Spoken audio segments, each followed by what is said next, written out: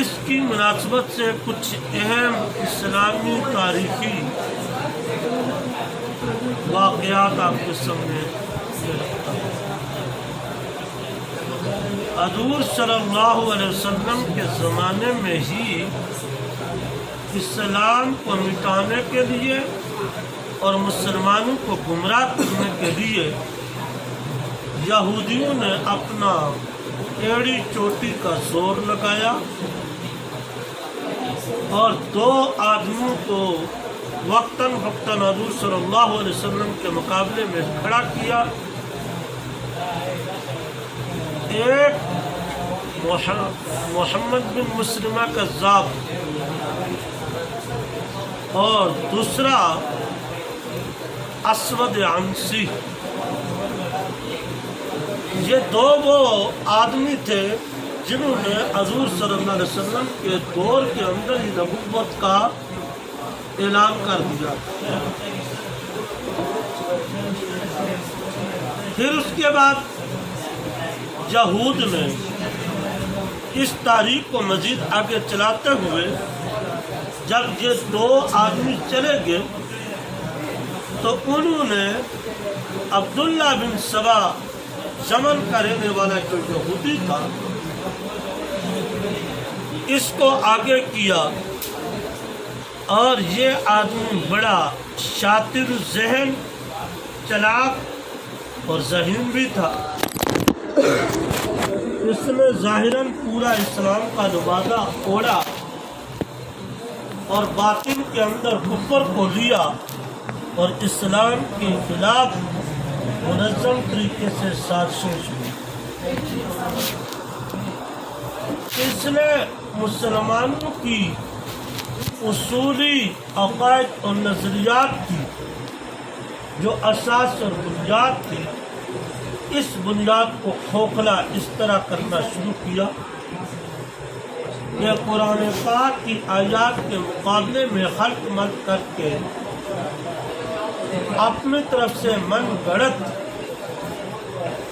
آیتیں بنا کر پیش کی اور احادیث کے مقابلے میں من گھڑت اپنی طرف سے بنا کر احادیث پیش کی۔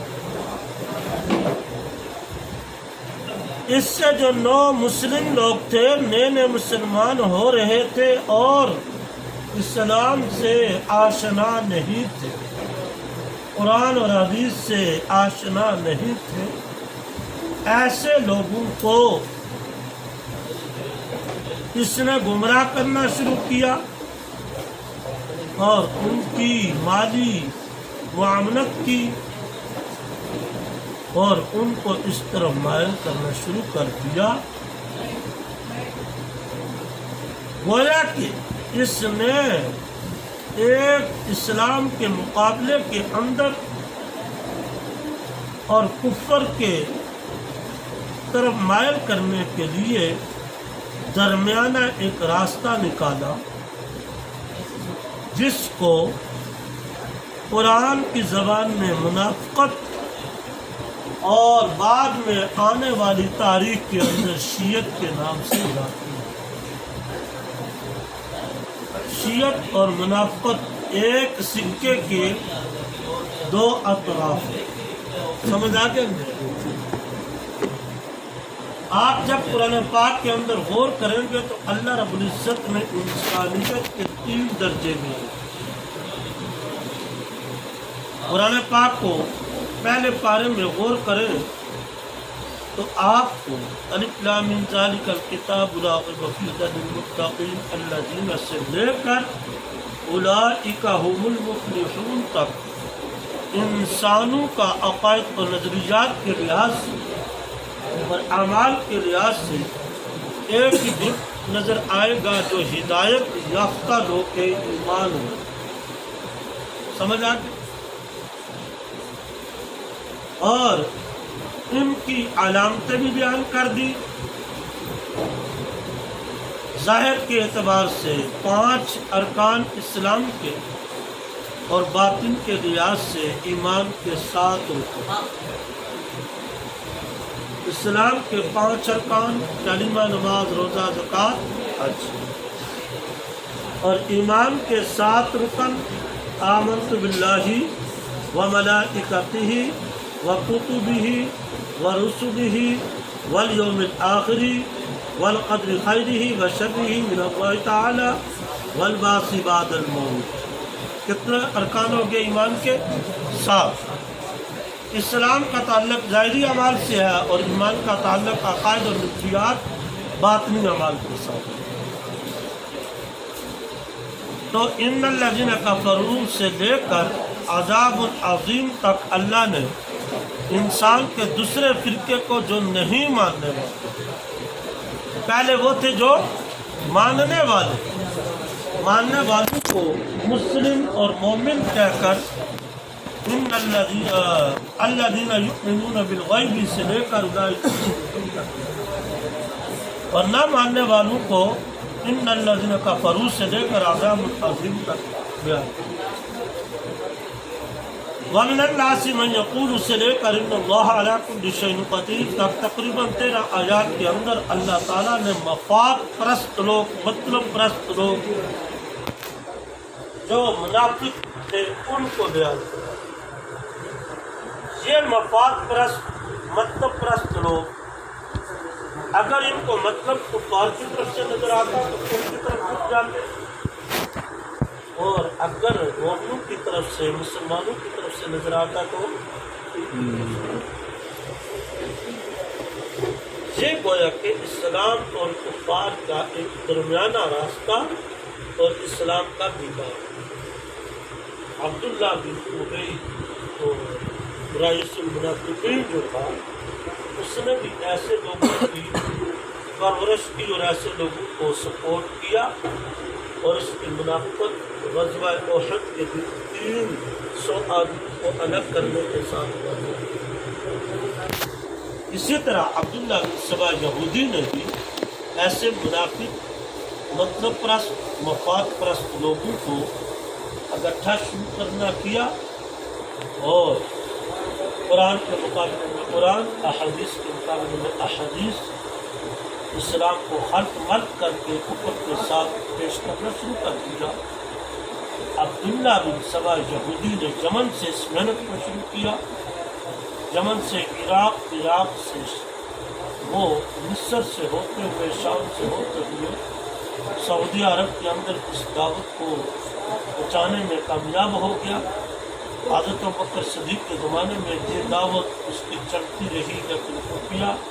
حضرت عمر کے دور میں دبی ہوئی، حضرت عثمان کے ابتدائی دور میں بھی دبی ہوئی تھی، لیکن حضرت عثمان کی نرمی سے فائدہ اٹھاتے ہوئے ان لوگوں نے سر اٹھاتے انہوں نے حضرت عثمان کے زمانے میں، جب حضرت عثمان کی عمر 80 سال کے لگ بھگ تھی، اکابر صحابہ اور صحابیات مدینہ منورہ سے حج کے لیے مکہ مکرمہ آئے ہوئے تھے۔ ان لوگوں نے حاجیوں کے روپ میں تقریباً 400-500 آدمیوں کو مصر سے تیار کر کے، کچھ پہلے سے ساتھ تھے، تو یہ مدینہ منورہ آ گئے۔ انہوں نے آ کر وہاں بھی اپنے مفاد پرست منافق جو اسلام کے مخالف لوگ تھے ان کو بھی ساتھ دیا، اور حضرت عثمان رضی اللہ تعالی عنہ کی جو حکومت تھی اس کے خلاف بغاوت کا علم بلند کیا، اور بالآخر 40 دن تک ان کی یہ احتجاج اور کفریہ بغاوت چلنے کے بعد حضرت عثمان کو شہید کر دیا۔ حضرت عثمان کو شہید کرنے پہ انہوں نے پھر 2 طرح کے فرقے آپس میں بنا کر مسلمانوں کو آپس میں لڑانا شروع کیا۔ ان میں سے ہر چیز کی تفصیل اگر بیان کی جائے تو بہت وسیع ہے، اور جس کو شوق ہو تو البدایہ والنہایہ جو ابن کثیر، تاریخ ابن کثیر کے نام سے معروف اور مشہور ہے، اس کے اندر اس کو پڑھ لیں۔ ہر ایک چیز کا پہلو بہت ہی لمبا ہے، میں مختصر طور پر اس کو حضرت حسین کی شہادت کی طرف لے آیا ہوں۔ حضرت عثمان کی شہادت کے بعد ان لوگوں نے اس شہادت پہ اپنا کاروبار شروع کیا، مسلمانوں کو لڑایا، پہلے حضرت عائشہ رضی اللہ تعالی عنہا جو حج پر گئی ہوئی تھی ان کو اور ان کے ساتھ جو صحابہ اور صحابیات تھے ان کو اور حضرت علی رضی اللہ تعالی عنہ اور ان کے چاہنے والوں کو آپس میں لڑایا، جس سے جنگ جمل کا واقعہ پیش آیا۔ جنگ جمل کی تفصیل بھی آپ کو تاریخ میں پھر ان لوگوں نے جب دیکھا کہ عائشہ اور علی کی صلح ہو گئی ہے تو انہوں نے اپنا یہ طریقہ کار تبدیل کیا اور حضرت معاویہ رضی اللہ تعالیٰ عنہ کو حضرت علی کو آپس میں لڑایا، جس سے جنگ صفین کا واقعہ پیش آیا۔ اور جنگ صفین کا واقعہ بھی تاریخ ابن کثیر کے اندر موجود ہے، وہاں پر اس کا مطالعہ۔ جنگ صفین کے موقع پر آپ نے نخبۃ العرب کے اندر المناظرۃ بین عبداللہ ابن عباس و بین الخوارج یہ پڑھا ہے۔ اسی طریقے سے آپ نے وہاں پر 2-3 اور بھی واقعات پڑھے ہیں۔ اس موقع پر ان لوگوں نے حضرت علی رضی اللہ تعالی عنہ کو حضرت امیر معاویہ کے خلاف اور حضرت امیر معاویہ کو حضرت علی کے خلاف بھڑکایا، جو کہ کفر کی ایک پرانی سازش ہے کہ لڑاؤ اور حکومت مسلمانوں کی قوت کو کمزور۔ اس دوران حضرت علی کے چاہنے والوں کو شیعان علی کا نام سے پکارا جاتا تھا۔ شیعان علی کا مطلب علی کی گروہ، علی کی جماعت، اور حضرت امیر معاویہ کے چاہنے والوں کو شیعان امیر معاویہ کے نام سے۔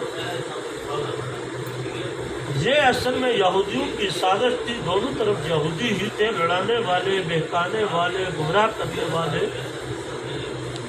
حضرت علی کے دور کے اندر ان لوگوں نے ایک گروپ وہ بھی بنایا جو حضرت علی کو ان کی مطالبات نہ ماننے پر ان کو بھی ملامت کرتا تھا، جن کو خوارج کے نام سے۔ اور دوسرا وہ گروپ تھا جنہوں نے محبت کا اظہار شروع کر دیا حد سے زیادہ، جن کو روافض کہا جاتا ہے۔ حضرت علی رضی اللہ تعالیٰ عنہ کے گویا کے چاہنے والے اور نہ چاہنے والوں میں 3 گروپ تھے۔ ایک گروپ وہ تھا جو حضرت علی کو ان کے درجے سے بہت اوپر لے جاتا تھا، جن کو روافض کہا جاتا ہے، اور یہ بھی در حقیقت یہودیوں کی سازش تھی۔ دوسرا وہ گروپ تھا جو حضرت علی رضی اللہ تعالی عنہ کو ان کے مطالبات، یعنی کہ جو کفریہ طاقتیں تھیں، یہود و نصارہ اندر سے گمراہ کرنے والے، نہ ماننے پر لعن طعن کرتے تھے۔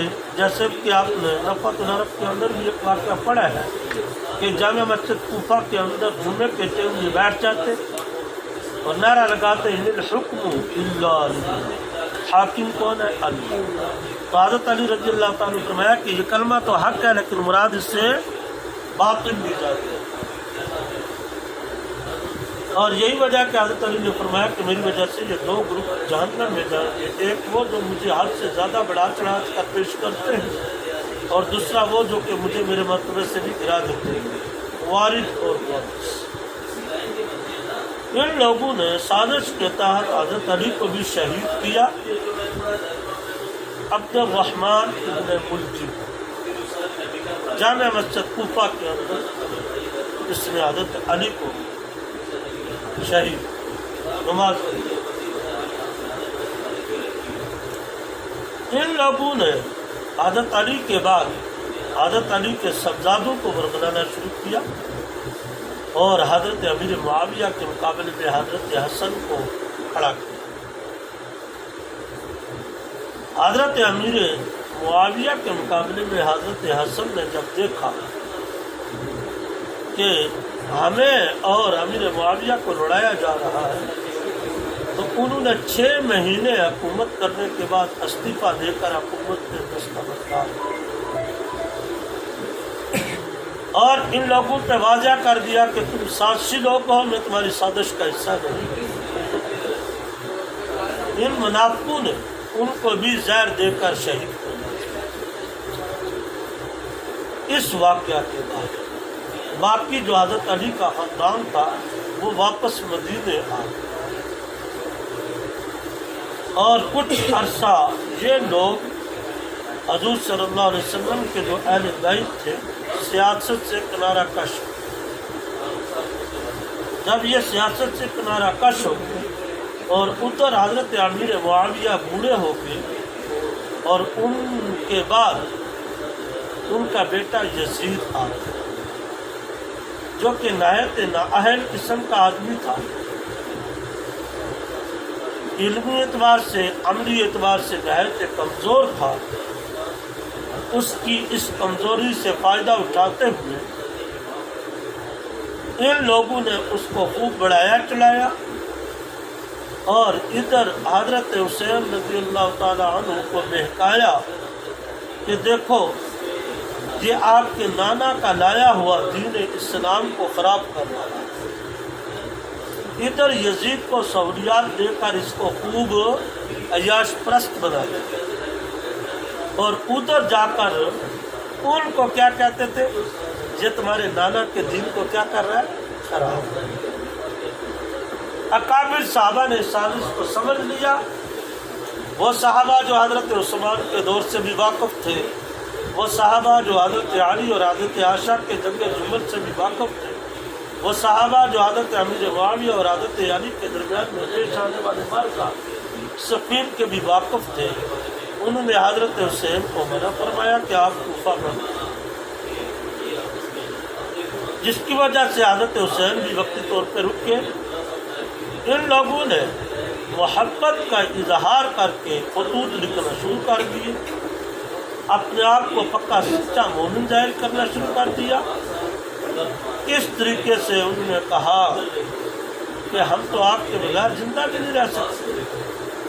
اس وقت حضور صلی اللہ علیہ وسلم کا دین لٹا جا رہا ہے، اور یزید پامال کر رہا ہے احکامات، کوئی بھی اس کے خلاف اٹھنے کے لیے تیار نہیں، بس آپ آ جائیں، ہم آپ کے پیچھے مرنے کے لیے۔ یہ خطوط کا سلسلہ کافی عرصے تک جاری رہا۔ جب ان لوگوں نے مجبور کیا تو حضرت حسین رضی اللہ تعالی عنہ چل پڑے۔ حضرت حسین رضی اللہ تعالی عنہ نے اپنے چچا زاد بھائی حضرت مسلم بن عقیل کوفہ کی طرف بھیجا حالات معلوم کرنے کے لیے۔ حضرت مسلم بن عقیل جب کوفہ کے اندر آئے، وہاں پر دیکھا کہ یہ لوگ کچھ ہماری طرف تو ظاہراً آ جاتے ہیں، لیکن حقیقت میں یزید کے سامنے ڈٹنے والے ہیں، اور یہ بھی مفاد پرست لوگ جن کی قولی طور پر زبانی طور پر تو ہمارے ساتھ ہیں، لیکن عملی اعتبار سے ہمارے ساتھ نہیں ہے۔ چنانچہ ان لوگوں نے حضرت مسلم بن عقیل کی معاونت نہیں کی، اور ان کو بلا کر وہاں پر ٹھہرایا، اور جب یزید کی فوجیں اور پولیس آئی تو یہ لوگ بھاگ گئے۔ فجر کی نماز کے اندر ہزاروں کی تعداد میں دور اثر ساکن اور عشاء کے وقت اکا دکھا۔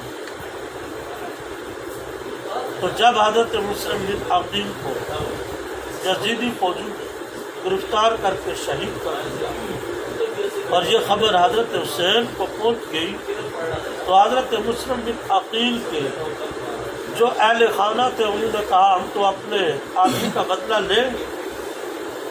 اب یہ وہ بات تھی کہ جس کی وجہ سے حضرت حسین اب مجبور ہوئے۔ اگر پیچھے ہٹتے ہیں تو حضرت مسلم بن عقیل کے اہل خانہ کہتے ہیں کہ دیکھو ہمارے آدمی کو تم نے بھیج کر مروا دیا اور خود پیچھے ہٹ دیا، اور آگے جاتے ہیں تو وسائل بھی نہیں ہے، اور تعداد بھی بہت کم ہے۔ حضرت حسین کے ساتھ ٹوٹل تقریباً افراد جو اپنے ہی تھے 70 کے لگभग، اور ادھر یزید کے کتنے ہوتے تھے۔ تو حضرت حسین رضی اللہ تعالی عنہ کے لیے یہ بڑا ہی مشکل مرحلہ۔ تو جب انہوں نے اپنے اہل خانہ اور دیگر کے ساتھ مشاورت کی اور بتایا کہ دیکھو، ایک طرف یزید اسلام کی کھلی مخالفت کر رہا ہے، اور دوسری طرف ان کوفہ کے لوگوں نے ہمیں بلا کر ہمارے ساتھ غداری کر اور مسلم بن عقیل کو شہید کیا، یہ چیزیں ہیں۔ اور تیسری طرف دیکھتے ہیں ہماری تعداد بہت کم ہے۔ اب اگر ہم واپس جاتے ہیں تو مسلم بن عقیل کے اہل خانہ کہتے ہیں کہ ہمارے آدمی کو مروا کر واپس چلے گئے، اور ادھر مدینہ اور مکہ والے بڑے بڑے جو بیٹھے ہوئے اکابرین، انہوں نے تو ویسے بھی منع کیا تھا کہ بھائی نہ جاؤ۔ تو اب حضرت حسین رضی اللہ تعالیٰ عنہ کو مجبوراً آگے چل، مجبوراً بے سہارا ساز و سامان اور زاد راہ اور ظاہری طاقت اسلحے کے اعتبار سے وہ چیزیں نہیں تھیں، لیکن ایمانی قوت اور غیرت نے گوارا نہیں کیا کہ اس حالات کے اندر واپس ہو۔ چنانچہ حضرت حسین اپنے گھرانے کو لے کر 10 محرم الحرام کی صبح یا 9 محرم کو پہلے بہرحال کوفہ پہنچے، اور کوفہ سے قریب کربلا کے میدان میں جا کر پڑاؤ ڈالا۔ کربلا کے میدان میں پڑاؤ ڈالنے کے بعد جب یزید کی طرف سے ان کے طرف پیغامات آنے شروع کیے ہوئے تو مذاکرات جاری ہوئے، حضرت حسین نے 3 چیزیں پوچھی۔ نمبر 1، ان فوجیوں کو کہا کہ تم میرا راستہ چھوڑو، میں ڈائریکٹ شام میں جا کر دمشق کے اندر یزید سے خود بات چیت کروں۔ ایک نمبر 2 یہ ہے کہ تم مجھے یہاں سے واپس چلو، میں واپس مدینہ چلا جاتا ہوں۔ اور نمبر 3 یہ ہے کہ پھر اسلام اور کفر کا مارکا میں جہاد کے لیے تیار ہوں۔ یہ 3 چیزیں پیش کی۔ نمبر 1 کیا ہے؟ میرا راستہ چھوڑو، میں دمشق جا کر یزید سے براہ راست گفتگو کرنا چاہتا ہوں، اور اس کو اسلام سے متعلق احکامات جو پامال کرتا ہے وہ بتانا چاہتا ہوں، ہو سکتا اللہ اس کو ہدایت دے دے۔ اور اگر تم مجھے ادھر نہیں جانے دیتے تو پھر مجھے واپس اپنا وطن آنے دو، جو کیا تھا مدینہ منورہ میں، ادھر چلا تھا۔ لیکن یہ جو فوجی تھے ان کو یہ لالچ تھی کہ ہم تاکہ یزید کی نظروں کے اندر عزت اور مرتبہ مل جائے اور مال بھی مل جائے۔ ان میں عراق کا جو گورنر تھا عبید اللہ بن زیاد، اس کی زیر قیادت کربلا میں جو وفد پہنچا، اس وفد کا جو سربراہ تھا شمر،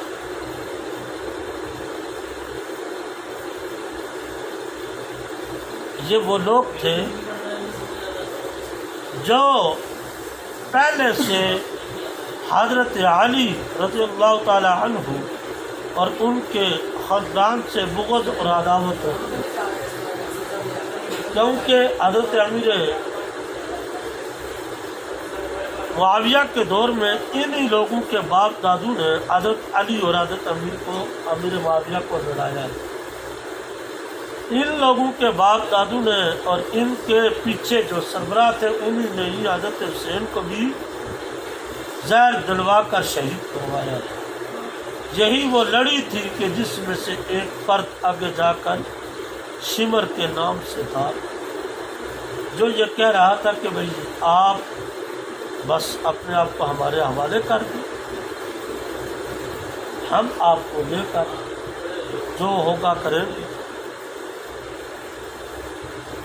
تو شمر نے ہی حضرت حسین کو 10 محرم الحرام کربلا کے میدان میں شہید، اور یہاں تک کہ یہ حضرت حسین کے سر کو نیزوں پہ لٹکا کر یزید کے دربار میں گئے۔ اب حضرت حسین رضی اللہ تعالی عنہ کی شہادت کے بعد انہوں نے خاندان کے افراد کو بھی شہید کر دیا تھا۔ صرف ایک بچہ زین العابدین جو سخت بیمار تھا، علی اصغر، یہ بیمار تھے اور بیماری کی وجہ سے ہی ان کو چھوڑ دیا، اور حضرت زینب، حضرت سکینہ جو حضرت حسین کی بہنیں تھی، یہ چند لوگوں پر مشتمل افراد کو انہوں نے قید کر کے گوائے حضرت حسین کے سر کے شام یزید کے دربار میں پہنچایا۔ جمعے کا دن تھا اور اذان ہو رہی تھی، تو جب ان کلمات پہ پہنچا مؤذن اشہد ان لا الہ الا اللہ کے بعد اشہد ان محمد رسول اللہ، تو حضرت زینب نے کہا کہ کس منہ سے تم اس نبی کا نام لیتے ہو، حالانکہ تم نے تو اس کے گھر کو اجاڑ دیا۔ اور بعض روایات کے مطابق حضرت زین العابدین نے وہاں پر بیان کیا۔ تو بہرحال یہ دو افراد کے بیان سے بہت سے لوگوں کو واقعہ کربلا پہ افسوس ہوا اور رونا شروع، اور انسانی جو کیفیت ہوتی ہے غم اور دکھ کے وقت، خصوصاً زمانہ جاہلیت میں جو تھی کہ چہروں کو مارنا، سینوں کو اور گربانوں کو پھاڑنا، یہ چیزیں، تو حضرت زینب اور حضرت زین العابدین اور حضرت سکینہ، ان کے جو گفتگو تھی ان کو سن کر وہاں کے لوگ کو رو پڑے۔ تو انہوں نے کہا کہ اب تم روتے ہی رہو گے، کیونکہ تم ہی نے تو ہمیں بلایا، تم ہی نے تو ہمیں مروایا، اور تم ہی آج ہمارے ہمدرد بن بیٹھے۔ تو یہ اللہ کی طرف سے ان پہ بدعا ان کی ایسی لگی کہ آج تک کے لوگ اسی حالت میں روتے پیٹتے ہیں۔ اب اگر ہم اس کو اسلام کی روح سے دیکھیں تو آپ صلی اللہ علیہ وسلم نے فرمایا کہ من ضرب الخدود وشق الجیوب ودعا بدعوۃ الجاہلیۃ فلیس منا، جو لوگ اپنے چہروں مارے، گربانوں کو چیرے پھاڑے اور جاہلیت کی پکار کرے، فلیس منا، ان کا ہمارے دین سے اور ہم سے کوئی تعلق اور واسطہ نہیں ہے۔ لہذا یہ ان بددعاؤں کا اور ان بچوں کی اور عورتوں کی آہوں کا رزلٹ ہے کہ یہ لوگ اپنے آپ کو اس وقت سے لے کر آج تک مارتے پیٹتے آ رہے ہیں، اور قیامت تک اسی طرح چلتے رہیں گے۔ ان کا اسلام سے کوئی تعلق نہیں ہے، کیونکہ جو یہ کام کرتے ہیں ان کا اسلام کے اندر کوئی وجود نہیں ہے۔